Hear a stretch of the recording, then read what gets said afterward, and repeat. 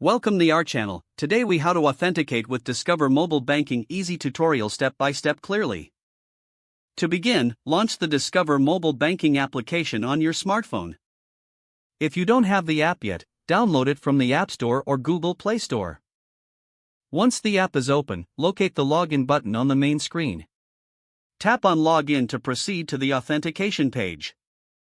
You will now be prompted to enter your username. Carefully type in your username in the designated field.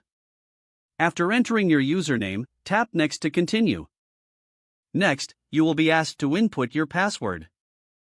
Enter your password and ensure it is correct. If you want to stay logged in for future sessions, consider selecting the Remember Me option. Once your credentials are filled in, tap the Login button. If you have enabled two-factor authentication, you will receive a verification code. Check your email or SMS for the verification code. Once you have the code, enter it into the provided field. After entering the code, tap Verify to complete the process. If your details are correct, you will be logged into your account. Now, you can access your banking information securely. If you encounter any issues, ensure your username and password are entered correctly.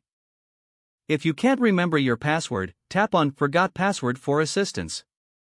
Follow the prompts to reset your password if necessary. Once logged in, familiarize yourself with the app features for easier navigation. You are now ready to use Discover Mobile Banking effectively.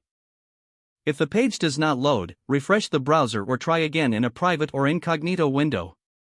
Make sure you are using the correct email address, then retype it carefully to avoid small typos. If your password is not accepted, use the Reset option and create a new strong password you can remember. Check your spam folder for verification or security emails, then complete any requested confirmation steps.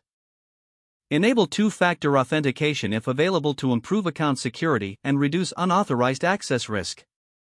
After signing in, review your profile details so your contact information and settings are accurate and current. Don't forget to like this video and subscribe to our channel for more step-by-step tech guides.